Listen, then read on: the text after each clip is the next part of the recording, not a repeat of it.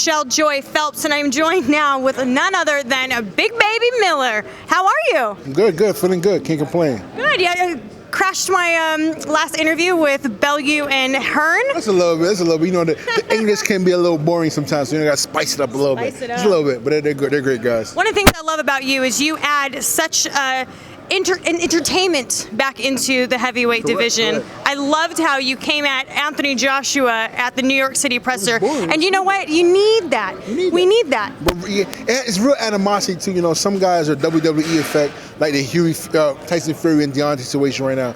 I'm not that kind of entertainment. That's more like really acting. You know what I mean? But me, I'm real. You know, if I don't like you, I don't like you. Do you really not like Anthony Joshua? No, I don't like him. I don't like him. I do not like him. Why is that?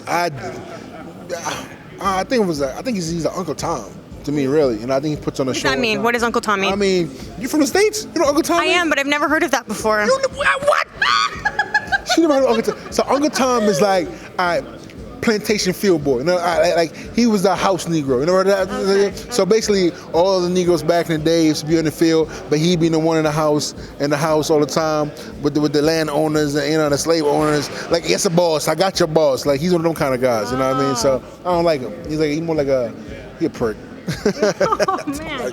Obviously, that's a fight that you're hoping to get, but first and foremost, we got to get through Adamek. Correct.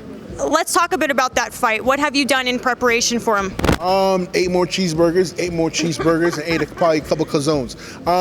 No, man, do what I do best, man. Train, make sure my condition is great.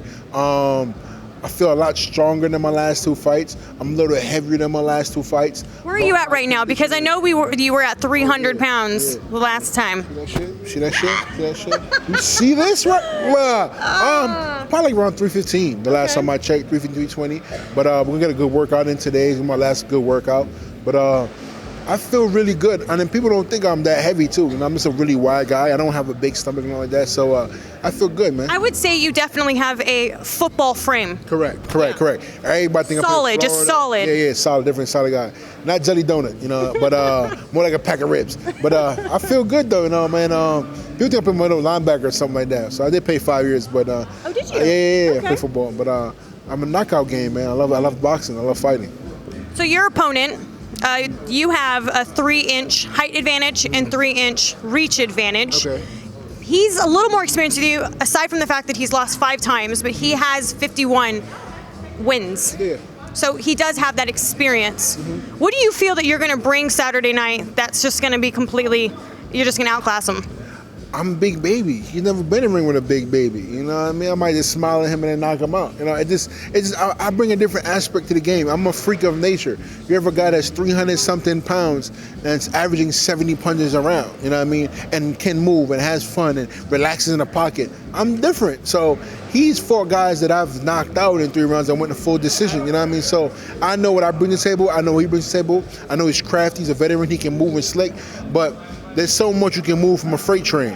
Eventually, if you're in front of it, you're gonna get hit. You know. All right, let's talk about your co-promotion deal with Eddie Hearn and how that puts you that much closer to Anthony Joshua or even Dillian Whyte. Is that a fight that interests you, or? Oh, hell yeah! I think Dillian Whyte got the aspect of my last interview that I'm afraid of him. There's no way in hell I'm afraid of that spoiled beef patty. Look like a rotten cocoa bread got caught in the raisin sun. That boy is horrible. You ever seen cheese burnt in the toaster oven? That's Dillian Whyte's face on a Sunday morning. I can't stand the guy. But no, you know, Big Baby Promotions and co-promotion with Matchroom Boxing and DAZN.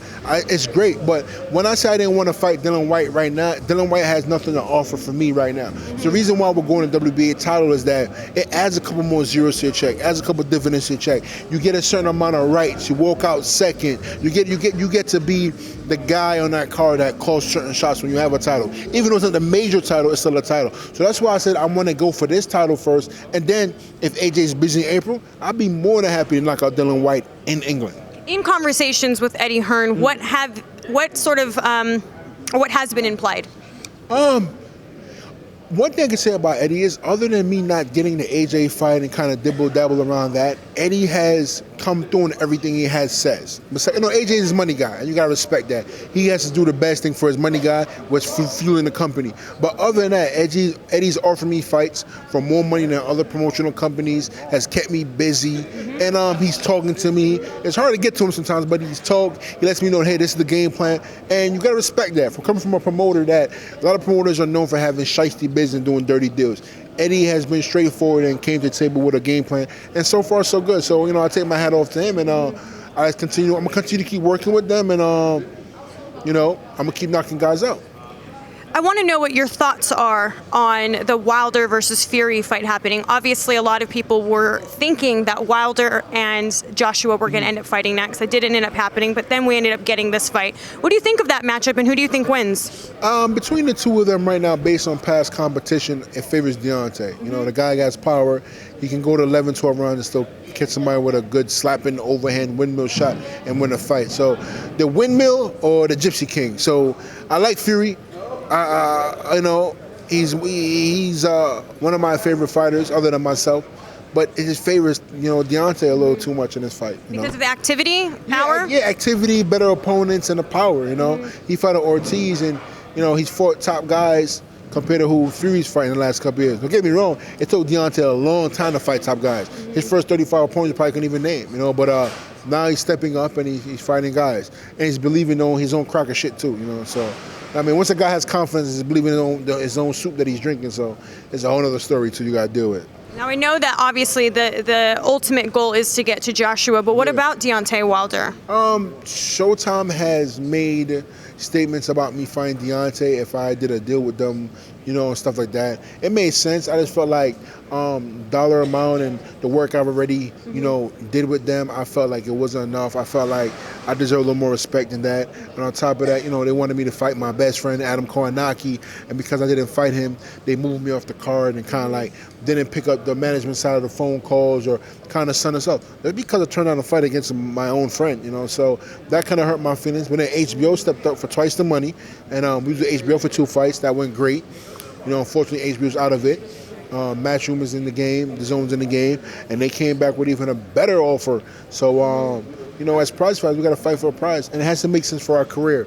You know, and sometimes I want to encourage fighters, don't always think with your brains, think with your brains, because when you have a certain amount of lifespan in this boxing game, and you got to maximize it. And I've learned that I fought 3 fights back-to-back to all title contenders. You know what I mean? Top guys, I fought championship guys. That's all I had on the table. Now I have a couple options to kind of figure out where I want to go. I'm going to exercise that. It's a smart thing to do. Everybody else is doing it, so why not me?